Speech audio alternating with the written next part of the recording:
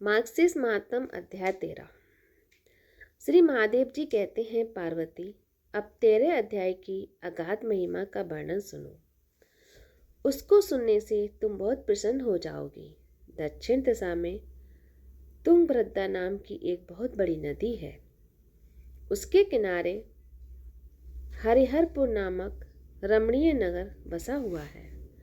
वहाँ हरिहर नाम से साक्षात भगवान शिवजी विराजमान है, जिनके दर्शन मात्र से परम कल्याण की प्राप्ति होती है। हरिहरपुर में हरिदीक्षित नामक एक क्षत्रिय ब्राह्मण रहते थे, जो तपस्या और 100 अध्याय में संलग्न तथा वेदों के पारगामी विद्वान थे। उनकी एक स्त्री थी, जिसे लोग दुराचार कहकर पुकारते थे। इस नाम के अनुसार ही उसके कर्म भी थे। वह सदा पति को कुवाच्य कहती थी। उसने कभी भी उनके साथ शयन नहीं किया। पति से संबंध रखने वाले जितने लोग घर पर आते, उन सबको डांटती, बताती और स्वयं कामोचित होकर निरंतर अविचारियों के साथ रमण किया करती थी। एक दिन नगर को इधर उधर जाते हुए पुरवासियों से भरा देख उसने निर्जन तथा दुर्गम वन में अपने लिए संकेत स्थान बना लिया। एक समय रात में किसी कामी को न पाकर वह घर के किवाड़ खोलकर नगर से बाहर संकेत स्थान पर चली गई। उस समय उसका चित्त काम से मोहित हो रहा था। वह एक एक कुंज में तथा प्रत्येक वृक्ष के नीचे जा जाकर किसी प्रेतम की खोज करने लगी, किंतु उन सभी स्थानों पर उसका परिश्रम व्यर्थ गया। उसे प्रियतम का दर्शन नहीं हुआ। तब उस वन में नाना प्रकार की बातें कहकर विलाप करने लगी। चारों दिशाओं में घूम घूम कर वियोग जनित विलाप करती हुई उस स्त्री की आवाज़ सुनकर कोई सोया हुआ बाघ जाग उठा और उछलकर उस स्थान पर पहुंचा जहां वह रो रही थी। इधर वह भी उसे आते देख किसी प्रेमी आशंका से उसके सामने खड़ी होने के लिए ओट से बाहर निकल आई। उस समय व्याघ ने आकर उसे नख रूपी बाणों के प्रहार से पृथ्वी पर गिरा दिया।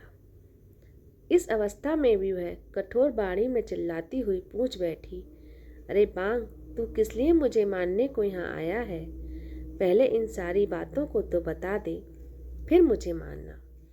उसकी यह बात सुनकर प्रचंड पराक्रमी व्याघ क्षण भर के लिए उसे अपना ग्रास बनाने से रुक गया और हंसता हुआ बोला, दक्षिण देश में मलापहा नामक एक नदी है। उसके तट पर मुनिपर्णा नगरी बसी हुई है। वहाँ पंचलिंग नाम से प्रसिद्ध साक्षात भगवान शंकर निवास करते हैं। उसी नगरी में मैं ब्राह्मण कुमार होकर रहता था। नदी के किनारे अकेला बैठा रहता था और जो यज्ञ के अधिकारी नहीं हैं, उन लोगों से भी यज्ञ कराकर उनका अन्न खाया करता था। इतना ही नहीं, धन के लोभ से मैं सदा अपने वेद पाठ के फल को बेचा करता था। मेरा लोभ यहाँ तक बढ़ गया था कि अन्य बिच्चुओं को गाली देकर हटा देता और स्वयं दूसरों को नहीं देने योग्य धन भी बिना दिए ही हमेशा ले लिया करता था। ऋण होने के बहाने से मैं सब लोगों को छला करता था। तदनंतर कुछ काल व्यतीत होने पर मैं बूढ़ा हो गया।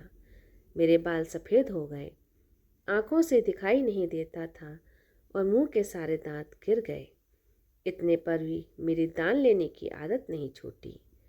पर्व आने पर प्रतिग्रह के लोभ से मैं हाथ में कुश लिए तीर्थ के समीप चला जाया करता था। इसके पश्चात जब मेरे सारे अंग शिथिल हो गए, तब एक बार मैं कुछ दूध ब्राह्मणों के घर पर मांगने खाने के लिए ले गया। उसी समय मेरे पैर में कुत्ते ने काट दिया।